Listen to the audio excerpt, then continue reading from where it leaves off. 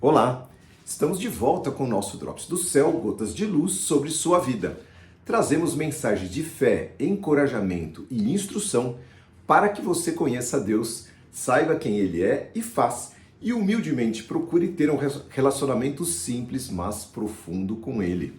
Estamos na série Orações nos Salmos. Este será o episódio de número 10. Semana passada, no episódio número 9, falamos sobre o tema Salmos de Esperança. Baseado no Salmo 62, não deixe de assistir, pois este será uma continuação daquele.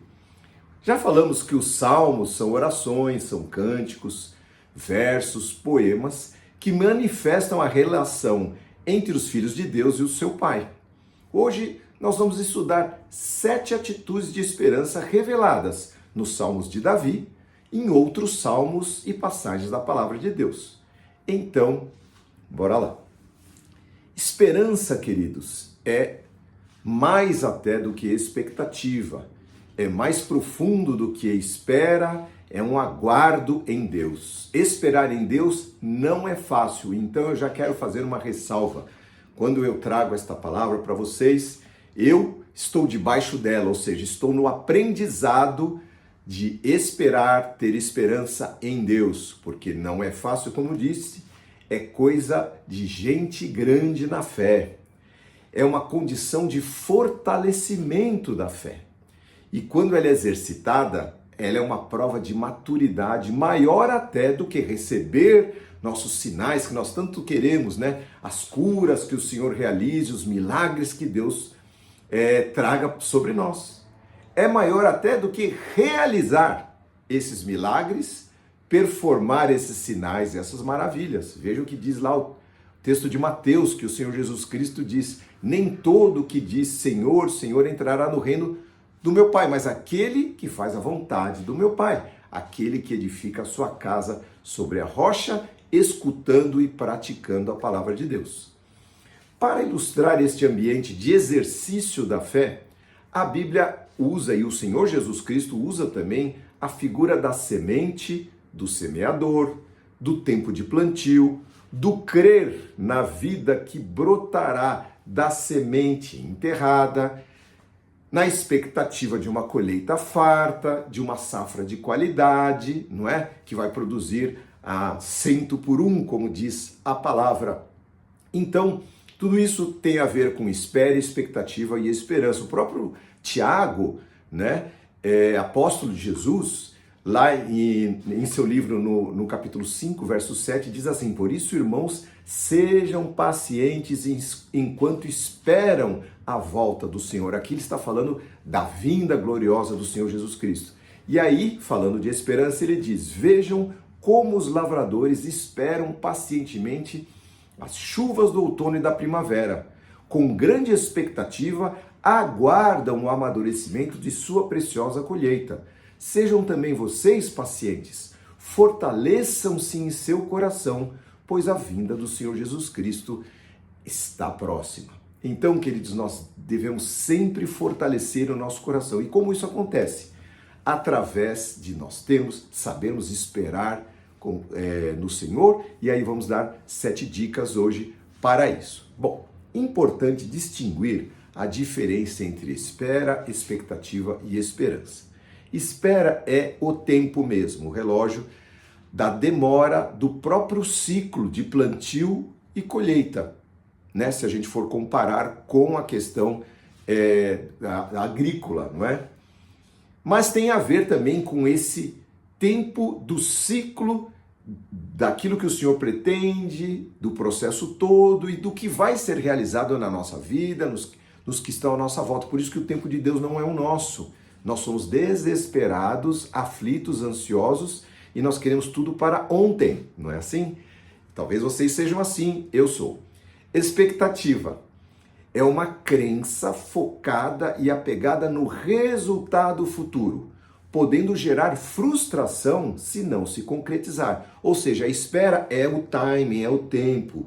A expectativa é a nossa crença no que vai vir. Então nós estamos focados no produto final. E aí, quando não vem, nós ficamos frustrados. E a esperança? A esperança é um estado emocional mais flexível, baseado na fé e na confiança produzida no processo, fortalecendo a resiliência da alma perante a incerteza. Então, como há incerteza, a fé, se há fé e essa fé é provada, ela se robustece, ela se fortalece, é um estado de expectativa e que vai robustecendo a nossa fé. Muito bem, quais seriam as atitudes de esperança que os ensinamentos bíblicos nos trazem? Semana passada falamos de alguns deles e eu vou retomá-los aqui. O primeiro que Davi trouxe no Salmo 62, que também é difícil, todos são difíceis, é aguardar em silêncio. Silêncio para com os outros. Não ficar reclamando, se vitimizando, murmurando, ó vida, ó dor, mas estarmos em oração, aí sim, em devoção, em clamor, em derramar diante de Deus. Salmo 62, verso 1. Em silêncio, diz Davi, minha alma espera somente em Deus, pois dele, somente dele vem minha salvação. Somente ele é a minha rocha e minha salvação, minha fortaleza, onde jamais serei abalado. Versos 1 e 2. Verso 5. Que a minha alma, diz Davi, espere em silêncio diante de Deus, pois nele está a minha esperança. Somente ele é a minha rocha, a minha salvação, minha fortaleza, no lugar onde não serei abalado, estar lá aos pés do Senhor, esperando com paciência e silêncio, é onde eu não serei abalado. Minha vitória e minha honra vem somente de Deus. Ele é o meu refúgio, uma rocha segura. Então, a tua própria honra, a nossa própria honra reside no fato de nós sabermos enfrentar as situações e, em silêncio, esperar somente em Deus. Como eu disse semana passada, já é difícil esperar, ainda mais esperar em silêncio, queridos. Porém, é um exercício de robustecimento, fortalecimento da nossa fé. Número 2, esperar em fé e otimismo. Citei esse texto lá, Romanos 12, 12. Alegrem-se na esperança, sejam pacientes na tribulação, diz Paulo, perseverem na oração. Nada disso é fácil, esperar em alegria não é fácil, ser paciente em tempos de lutas também não, e perseverar oração é a nossa única solução e esperança, estar aos pés do Senhor, para ali então nos alegrarmos em Deus, esperarmos ser pacientes pela vitória dele, daquilo que ele vai nos trazer dentro desse processo e no final. Bom, um salmo interessante aqui, que é o nosso item número 3, a dica número 3, é levantar o nosso pensamento e atenção para fora do problema, para cima da situação. Veja o Salmo 123, que lindo. Levanto os meus olhos para ti, ó Deus que habita nos céus. É para você, eu levanto para você. Continuamos a olhar para o Senhor, nosso Deus, esperando a sua compaixão, como os servos olham para as mãos dos seus senhores e as servas olham para as mãos das suas senhoras. Olha só que analogia que ele faz aqui. Levantar a nossa atenção e foco do problema é focar em Cristo, aquele que é poderoso para solucioná-lo, sim, mas também que será o nosso companheiro, fortalecedor, nosso ânimo em meio às lutas e desafios do processo.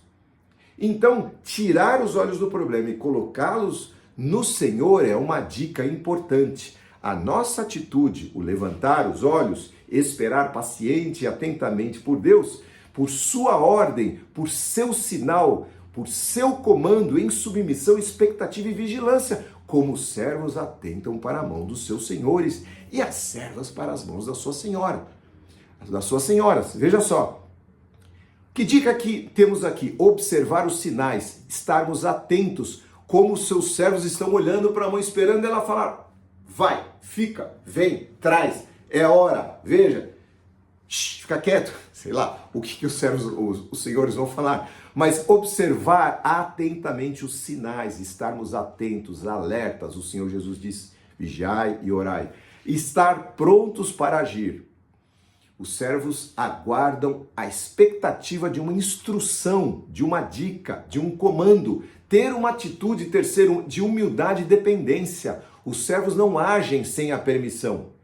ou o comando dos seus senhores, mas aguardam pela ordem, pelo pedido, por aquilo que os seus senhores vão trazer. E assim é a palavra que esse salmo nos traz, que nós olhemos para cima e esperemos a dica, o comando, que o Senhor nos aponte o caminho, porque Ele é fiel e bondoso. Quarta instrução sobre esperar em Deus. Esperar pacientemente pela justiça de Deus quando ela é necessária, tentando entregar a Ele a situação, a injustiça ou a situação adversa. Óbvio, nós vamos para o Salmo 40, esperei com paciência no Senhor, falamos semana passada, e Ele se inclinou para mim e ouviu o meu clamor. Tirou-me de um poço de desespero, de um atoleiro de lama, pôs os meus pés sobre uma rocha e firmou os meus passos. Então, a quarta instrução é não desesperar, não negar, não blasfemar, não murmurar, não entrar na pilha das redes sociais. Hoje em dia a gente está bem, aí a gente começa a ler as redes sociais, não é? Opinião dos outros e nós vamos ficando pilhados. Por quê? Porque isso tudo traz uma carga que nos traz ansiedade, que nos faz, que exacerba a injustiça, porque esse mundo está injusto, a gente está vendo tanta coisa errada, né, queridos? Então, levantar os olhos e tentar entregar. Quando vemos a injustiça, vamos entregá-la a Deus, vamos esperar com paciência no Senhor, porque Ele vai tirar os nossos pés desse poço de lama, desse atoleiro de corrupção, de injustiça que nós estamos vivendo, seja na vida pessoal, nos nossos negócios, na nossa família ou no nosso país, pelo qual nós tanto temos orado. Se você não tem orado, ore todos os dias, muitas vezes por dia, pelo nosso querido Brasil, pois nós precisamos sair da situação que nós estamos. Quinta dica: derramar o nosso coração diante de Deus e lançar a nossa ansiedade aos pés de Cristo. Ele é o nosso refúgio.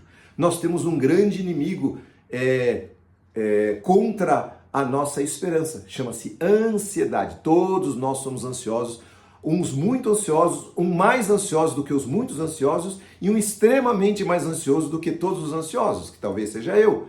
Lembram da história de Ana? Ana era uma mulher estéril, lá no texto de Samuel. E nós contamos essa história, se você quiser ver lá, no Drops do Céu número 25, Orações e Preces na Bíblia, há 3 meses exatamente atrás. Vá lá, tem uma palavra linda sobre Ana e o seu choro. Ela era estéril, ela esperava por um filho que não vinha, foi aos pés de Deus, derramou a sua alma, Deus ouviu o seu clamor e lhe deu o menino profeta Samuel e depois mais 4 irmãozinhos. O que diz a palavra lá em 1 Pedro capítulo 5? Lance sobre ele toda a sua ansiedade, porque ele tem cuidado de você. Então, queridos, além de nós levantarmos nossos olhos, nós vamos aos pés do Senhor e lançamos a nossa ansiedade. Mas Deus está ocupado fazendo alguma coisa muito importante, Ele não vai ouvir o que eu tenho para dizer. O Senhor está com seus ouvidos inclinados para o seu povo, Ele quer ouvir a sua voz, Ele é o seu Pai. Vá aos pés dEle e chore, derrame, clame. Coloque o seu coração, transparente, sincero diante do Senhor e Ele vai atender a sua oração. Falando em ansiedade, a dica número 6, trocar ansiedade por anseio em Deus e por Deus. Aí tem algo interessante para nós.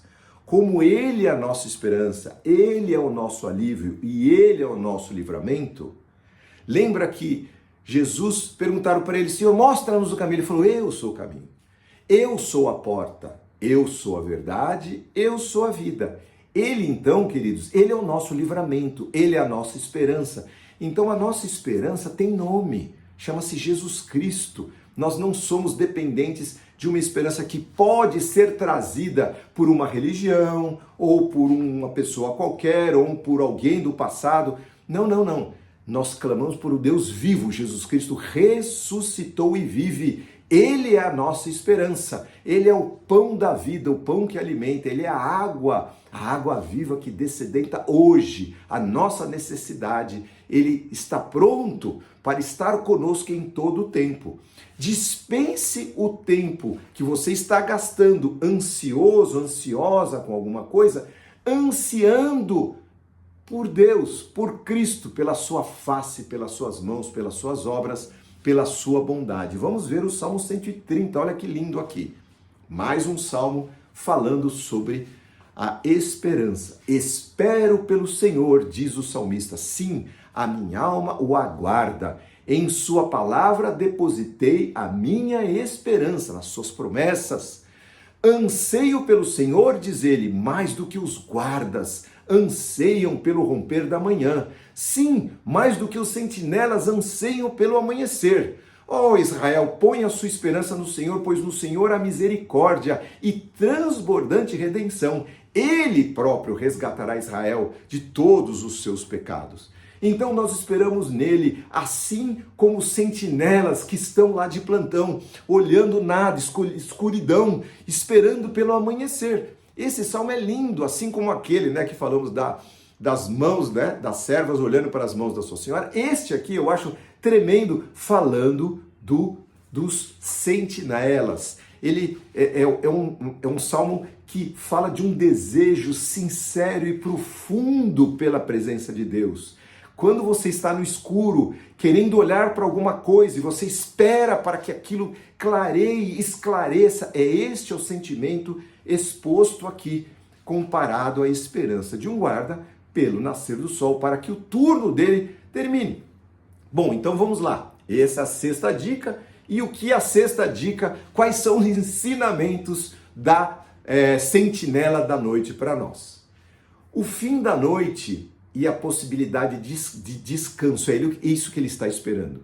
Assim como nós, quando nós estamos debaixo de tribulação, de luta, nós estamos aguardando pela manifestação de Deus, assim como aqueles que esperam pelo fim da noite. Para o sentinela, o amanhecer representa o fim do tempo de vigília, de prestar atenção sem parar, a possibilidade de um descanso merecido ao final de uma longa e árdua tarefa. Que mais? Fim do perigo. O amanhecer também traz a segurança e a dissipação da escuridão, que é o período associado às incertezas. O período, né, associado às incertezas e perigos. E o último, afinal, a tão desejada luz, a espera da chegada da luz, de um esclarecimento, do alívio, da palavra, né, doce que a gente está esperando de Deus, do descanso, um fim para as dificuldades e desgastes que a escuridão representa. E por fim, a sétima dica, uma postura de fé. Salmo 31, sejam fortes e corajosos todos vocês que põem a sua esperança no Senhor. Se a sua esperança está no Senhor, seja forte, querido, seja forte, minha querida, espere no Senhor, tenha uma postura de fé. Pedro também fala, espere, prepare a sua mente para a ação e exercitem o autocontrole. Depositem toda a sua esperança na graça que vocês receberam quando Cristo foi revelado a vocês. Então, queridos, essas são as 7 dicas, então nós vamos orar.